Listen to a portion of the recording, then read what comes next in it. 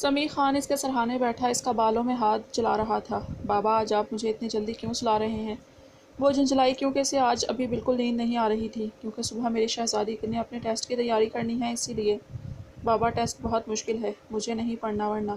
وہ جھلائی کیوں نہیں پڑھنا؟ تمہاری ماں کا خواب تھا تم ڈاکٹر بنو۔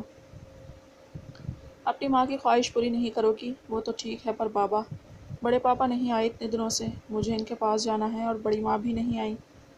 آ جائیں گی، بہت جلد آئیں گی، سمیع خان نے اسے لاڈ سے کہا۔ معجزہ نے آنکھیں بند کر لیں۔ کافی دیر وہ اسے تھپکتے رہے، پھر چپکے سے اس کے پاس سے اٹھائے۔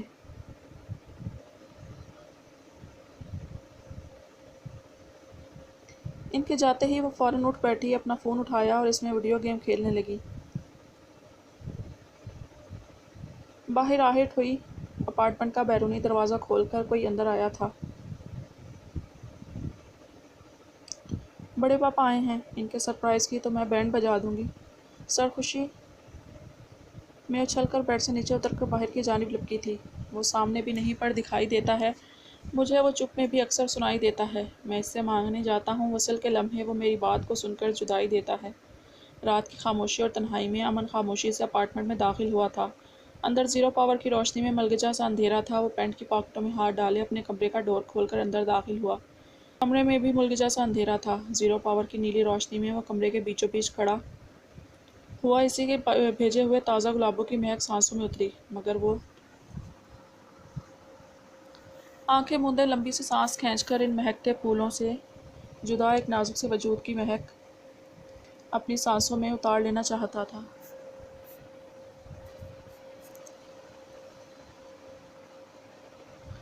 اپنے پیچھے آہٹ محسوس ہوئی، اسے لگا سمیع خان ہے۔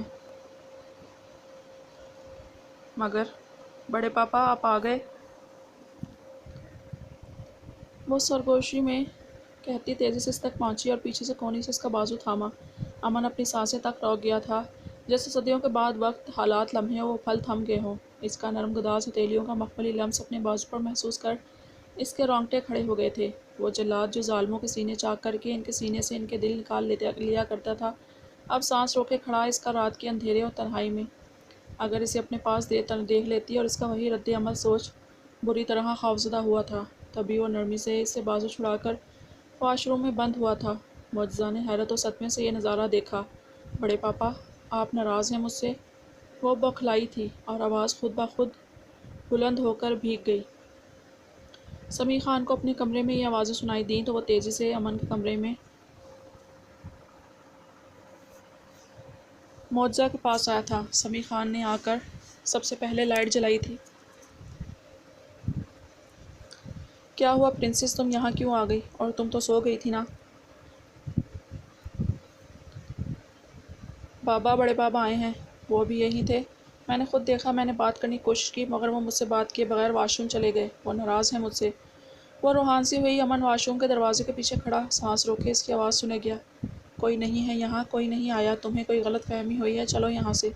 سمیع خان بوکھلایا تھا۔ بابا، آپ کو اب بھی لگتا ہے میں پاگل ہوں؟ میں نے خود انہیں یہاں دیکھا، ان کا بازو بھی پکڑا، مگر وہ واش روم چلے گئے، مجھ سے بات نہیں کی۔ وہ ناراض ہیں کیا مجھ سے؟ لیکن اب تو میں نے کچھ نہیں کیا۔ وہ آخر رو ہی پڑی۔ معجزہ، کوئی نہیں ہے یہاں، چلو یہاں سے۔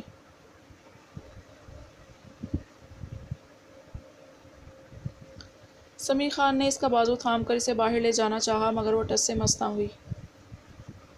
امن نے ایک گہرا سانس بھرا تھا۔ ابھی نہیں تو کبھی نہیں کے مترادف وہ بہت اچانک دروازہ کھول کر باہر آیا تھا۔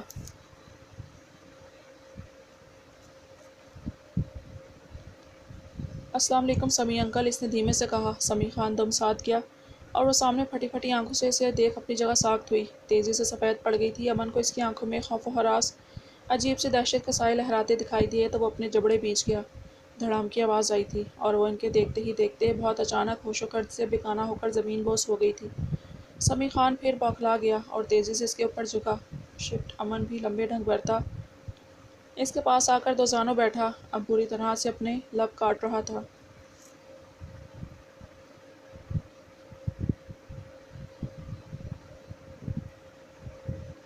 معجزہ، سمیع نے اس کا سر گود میں رکھا اور چہرہ نرمی سے تھپتھپایا۔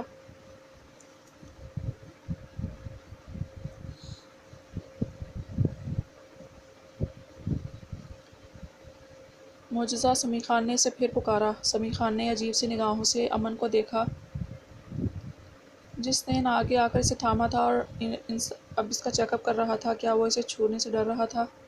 جزا امن کے ارکلب کپ گائے، مگر اتنا بڑا ڈاکٹر ہونے کے باوجود اس نے خود میں اتنی ہمت نہ پائی کہ ہاتھ آگے بڑھا کر اس کی کلائی تھام کر اسے چیک ہی کر لے۔ امن نے اپنا فون نکال کر جلدی سے ایک نمبر ڈائل کیا، جو کہ آدھی بیل پر ریسیو کر لیا گیا۔ ڈاکٹر انم کو میرے اپارٹمنٹ بھیجیں۔ ایک جملہ بول کر وہ فون رکھ چکا تھا۔ بابا، اسے اس کے روم میں لے جائیں، ڈاکٹر آ رہی ہیں، امن نے اپنے فون میں کچھ تلاشتے کہا تھا۔ سمیع خان نے آہستگی سے سر ہلایا اور اپنی کمزور سی گڑیا کو اپنے بازو میں اٹھایا اور اس کے کمرے میں لے گئے۔ امن وہاں سے اٹھ نہیں پایا، بلکہ آہستگی سے کارپٹ پر اس جگہ کو چھوا جہاں ابھی وہ موجود تھی۔ پہلے عشق اپنے سانچے میں ڈھالے گا تجھے،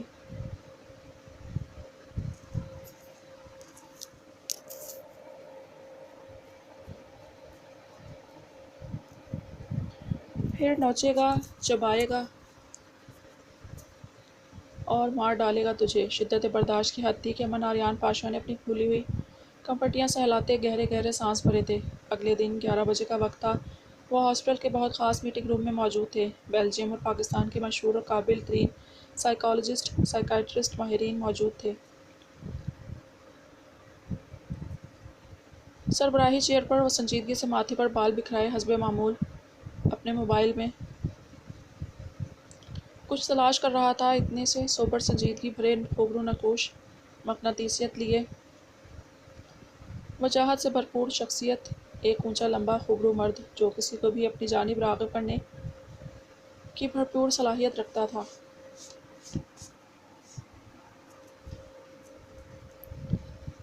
باقی ڈاکٹرز ایک کیس ہسٹری بڑی باریک بینی اور غور سے چیک کر رہے تھے۔ امن آریان پاشا نے کسی سے کچھ چھپانے کی ضرورت محسوس نہیں کی تھی۔ یہاں وہ لوگ موجود تھے جو پاکستان اور بیلجیم میں دونوں جگہ اسے اچھے سے جانتے تھے، خاص کر ڈاکٹر انم صالح، جو بیلجیم میں امام مسجد محمد صالح صاحب کی اکلوتی صاحبزادی تھیں۔ وہ ڈاکٹر صالح کے گھر آ جانے لگا تب پتہ چلا کہ ان کی بیگم اس دنیا میں نہیں ہے اور ان کی ایک اکلوتی بیٹی ہے، جو کہ تب ایک میڈیکل اسٹوڈنٹ ہی تھی۔ وہ سالوں میں محمد صالح صاحب سے مسلسل ٹچ میں رہا تھا۔ محمد صالح صاحب امن کی شخصیت سے اس قدر متاثر ہوئے کہ خود اپنے منہ سے اپنی صاحبزادی کے لیے اس رشتے کی بات کی۔ تب امن نے ان سے کچھ بھی چھپانے کی ضرورت محسوس نہیں کی تھی اور یہ بھی کہا کہ وہ شادی شدہ ہے۔ اس کا آئندہ زندگی کا مقصد کیا ہے، وہ کون ہے اور آئندہ زندگی میں کیا کیا کرنے والا ہے۔ محمد صالح صاحب اور بھی زیادہ انسپائرڈ ہوئے تھے اس سے، اور اب انہوں نے ماہر نسواں انم صالح کو قومی خدمت کے لیے پاکستان امن کے ہاسپٹل جزا ٹرسٹ میں ہی بھیجا تھا۔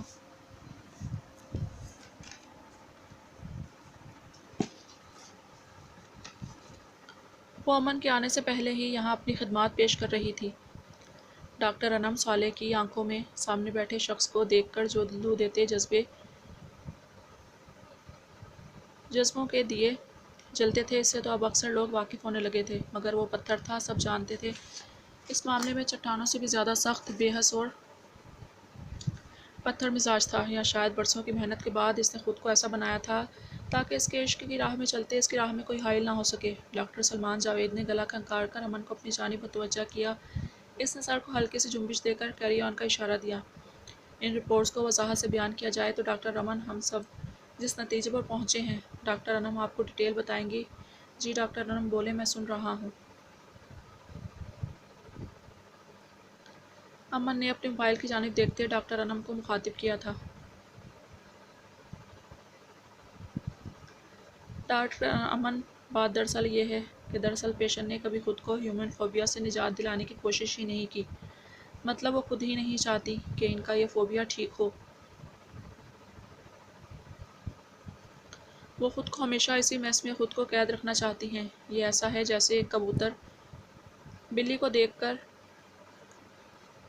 اپنے قریب آتے یہ دیکھ تصور کر لیتا ہے کہ شاید بچ جائے۔ اس کی آنکھیں بند ہیں تو وہ خود کو محفوظ محسوس کرتا ہے، پر مصیبت کا سامنا نہیں کرتا۔ وہ خود کو آس پاس فوبیا میں قید کیے ہوئے ہیں، جس سے نکلنا ہی نہیں چاہتی۔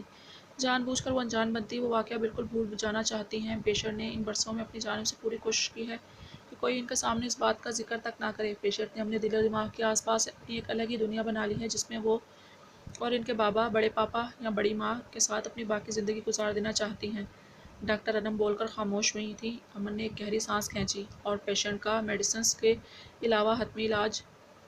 امن بامشکل بولا تھا، پیشنٹ کو اپنی زندگی کے سب سے بڑے ڈر کا سامنا کرنا پڑے گا، مطلب انہیں آپ کا سامنا کرنا ہوگا، انہیں وہ واقعہ یاد دلا کر اس میس سے نکل کر اس واقعے کے ڈر کا سامنا کرنا ہوگا۔ ڈر و خوف کو دور کر کے کسی طرح پیشنٹ اپنے اندر اتنی ول پاور پیدا کرے، چاہے وہ غم و غصہ ہو یا طیش و اشتعال، جس سے وہ کوئی رد عمل ظاہر کرے، اپنا غصہ دکھائے، ڈرنے کے بجائے ری ایکٹ کرے، تب ان کی مینٹل اور فزیکل ہیلتھ میں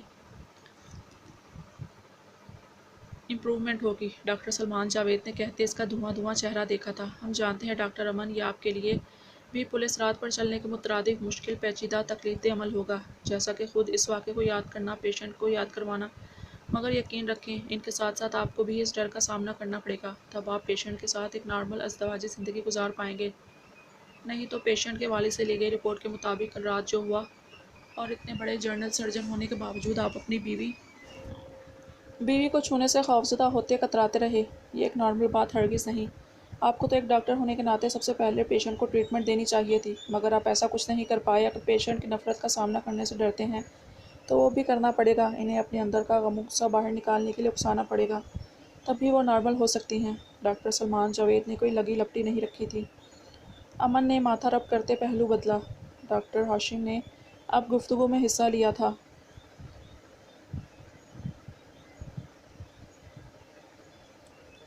آپ ان سے بات کرنے کی کوشش کریں، بار بار ان کے سامنے آئیں۔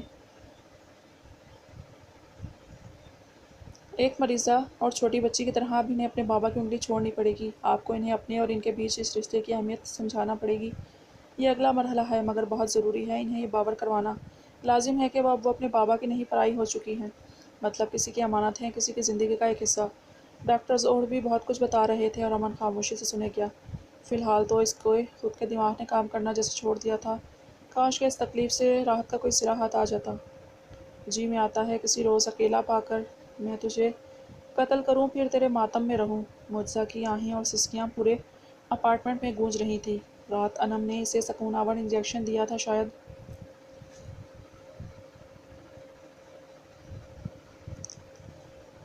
تبھی وہ اب دن کے 1 بجے نیند سے جاگی تھی، مگر پھر سب یاد آتے ہی وہ سمیع خان کی گود میں سر دیے بلک بلک کر رو رہی تھی۔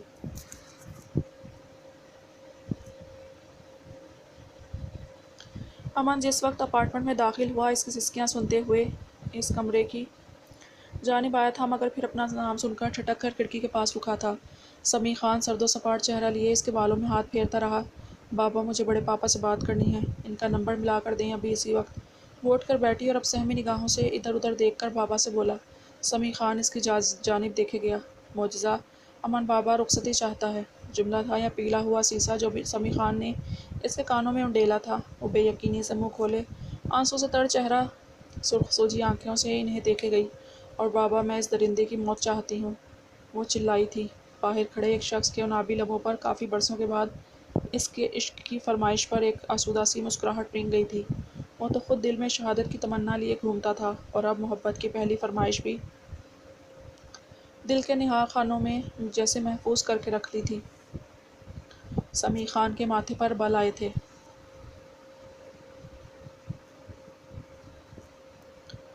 معجزہ، منہ سنبھال کر بات کرو، سہاگ ہے وہ تمہارا۔ سمیع خان نے سنجیدگی سے اسے ٹوک دیا تھا۔ بربادی ہے وہ میری بابا، برباد تو پہلے ہی ہوں، اب بیوہ بھی ہو جاؤں تو شاید سکون مل جائے۔ اس نے اپنے بال نوچے۔ بابا مجھے بڑے پاپا سے بات کرنی ہے ابھی کے ابھی، انہوں نے مجھ سے وعدہ کیا تھا کہ میرے پاس ہمارے گھر میں کوئی نہیں آئے گا۔ منہ سسک پڑی۔ انہوں نے ہمارے گھر کا وعدہ کیا تھا کہ کوئی نہیں آئے گا۔ امن بابا کو اپنے ہی گھر میں داخل نہ ہونے کا وعدہ نہیں کیا تھا، اور پچھلے کچھ برسوں سے تم جس گھر میں رہ رہی ہو معجزہ، وہ امن بابا کا گھر ہے۔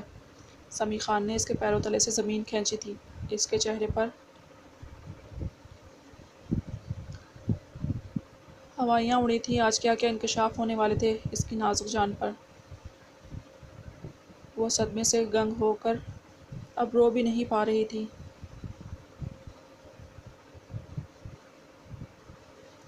میں نے تمہاری رخصتی دے دی ہے تمہارے شوہر کو، اسی لیے ہی اس کے گھر میں موجود ہو تم۔ کب تک یہ بوجھ اپنے کندھوں پر لاد کر پھروں گا بھلا؟ شادی تو کر ہی دی ہے، اب اپنی گھر گھرستی سنبھالو۔ سمیع خان نے اذیت سے رٹے رٹائے جملے ادا کیے جو کہ رات ڈاکٹر انم نے اسے سکھائے تھے۔ معجزہ نے بے یقینی کی انتہا سے اپنے بابا کو دیکھا۔ تم اب ادھر ہی رہو گی اپنے شوہر کے گھر؟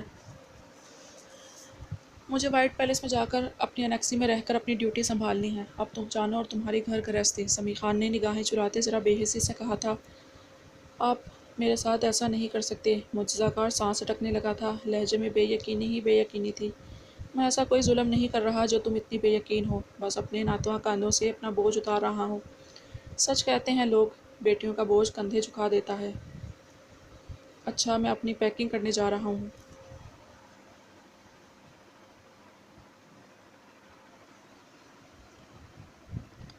وہ لاپرواہی سے بولا تھا۔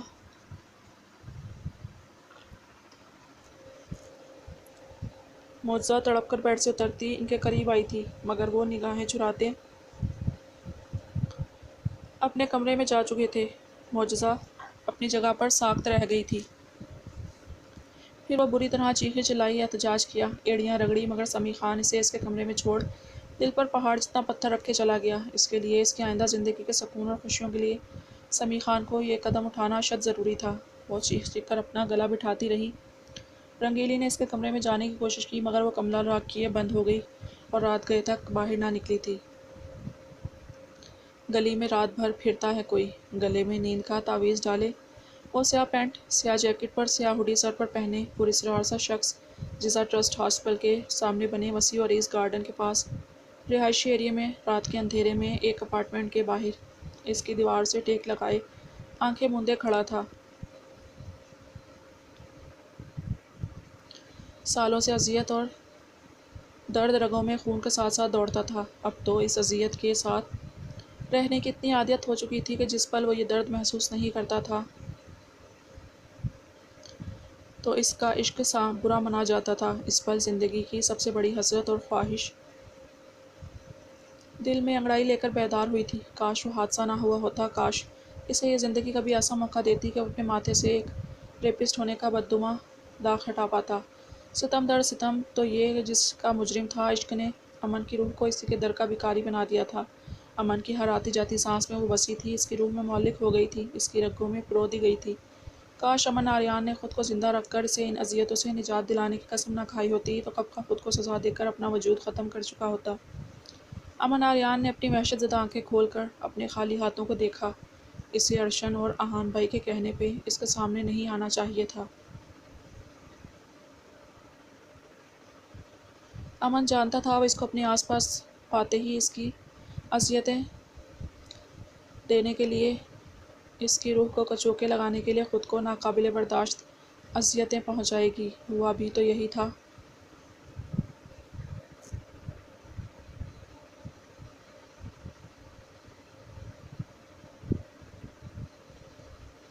اس نے گہری سرد سانس اپنے اندر کھینچی اور ڈرتے ڈرتے خود کو گھسیٹتا اپنے اپارٹمنٹ کے اندر لایا۔ وہ پینٹ کی پاکٹوں میں ہاتھ ڈالے اپنے کمرے کی جانب بڑھ رہا تھا جب ملگجے سے اندھیرے میں ایک نازک اداس سا وجود غلطی سے اس سے ٹکرایا۔ امن اپنی سانس تک روک گیا تھا۔ اذیت کی انتہا سے اپنے لب بری طرح کچلے، ٹکرانے والی کرنٹ کھا کر اس سے دور ہٹی اور بھاگ کر اپنے کمرے میں بند ہو گئی۔ امن نے اپنے بال مٹھیوں میں جکڑے۔ اب وہ یقیناً اس کا لمس خود پر محسوس ہونے کے جرم کی پاداش میں شاید اپنی اس کوتاہی پر خود کی کھال ہی کھینچ دے گی۔ امن تیزی سے واپس باہر نکلا اور جا کر انیکسی کا دروازہ دھڑدھڑایا۔ اندر سے رنگیلی آنکھیں ملتی باہر آئی۔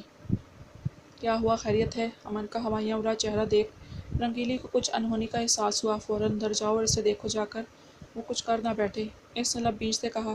رنگیلی اندر بھاگی اور اس کے کمرے کا ڈور جو وہ لاک کر چکی تھی اطمینان سے کھولا کہ جانتی تھی اس گھر کا سارا سسٹم امن آریان کے انڈر کنٹرول ہے۔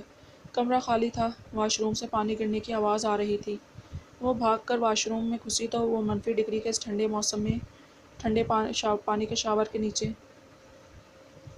گیلے کپڑوں میں فرش پر بے ہوش پڑی تھی۔ یا وحشت، یہ لڑکی!